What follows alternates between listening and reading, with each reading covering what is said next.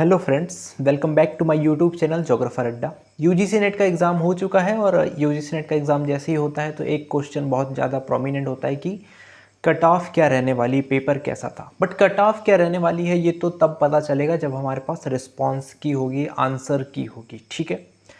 और रिस्पॉन्स की कब तक आएगी इसको लेकर आज हम बात करने वाले हैं बहुत ही साइंटिफिक तरीके से। प्रीवियस एनटीए का जो ट्रेंड रहा है उसको आप सबसे पहले एनालाइज करेंगे और उसके बाद देखेंगे कि क्या कोई ट्रेंड है जिससे हम प्रेडिक्ट कर सकते हैं कि जो आपकी रिस्पॉन्स की है वो कब तक आएगी। अगर मैं बात करूं तो जो जून 2023 का एग्ज़ाम हुआ था वो आपका एग्ज़ाम हुआ था 22 जून को, है ना। और 22 जून के बाद जो उन्होंने आंसर की दी थी या जो आपकी रिस्पांस की दी थी वो दी थी 6 जुलाई को, मतलब अप्रॉक्स 14 दिनों का इन्होंने समय लिया था।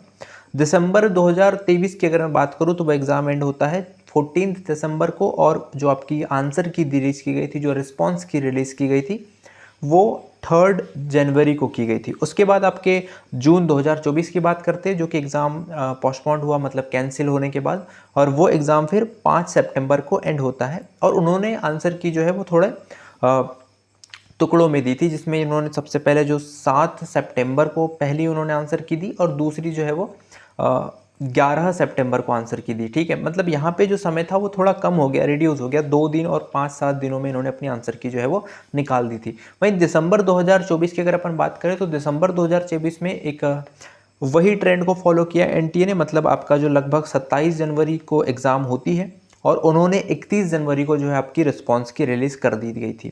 तो यहाँ पे हमें क्या देखने को मिल रहा है कि कोई एक प्रॉपर ट्रेंड नहीं है जिसको फॉलो करके चल रहा है एनटीए, ठीक है।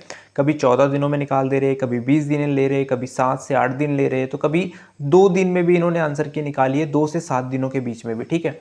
तो उस हिसाब से अगर मैं निकालूँ तो एवरेज जो है वो 11 दिनों का समय आप लोगों को लगना चाहिए। उस हिसाब से मैं कहूँगा कि आपका जो एग्ज़ाम है वो 29 ऑफ जून को एंड हो चुका है, तो उस हिसाब से 5 से 7 जुलाई के बीच में आपकी जो आंसर की है, जो रिस्पांस की है वो रिलीज़ कर दी जानी चाहिए। बट मैं कहूँगा कि फिर भी 5 से लेकर 10 जुलाई के बीच का ये अप्रॉक्स समय लगेगा। 5 से 10 जुलाई के बीच में कभी भी आपकी रिस्पांस की जो है वो रिलीज़ की जा सकती है। ये अलग अलग चीज़ों पर डिपेंड करता है कि आंसर की कब रिलीज़ होगी, बट अप्रॉक्स अगर ट्रेंड को फॉलो करता है वो तो 5 से 10 जुलाई के बीच में जो है आपकी रिस्पांस की आ सकती है। पर उसके लिए पैनिक होने की ज़रूरत नहीं है, बार बार यूजीसी नेट या एनटीए को कॉल करने की ज़रूरत नहीं है और वेबसाइट भी विजिट करने की ज़रूरत नहीं है। जब भी आपकी रिस्पांस की आएगी वो आपको पता चल जाएगा, ठीक है।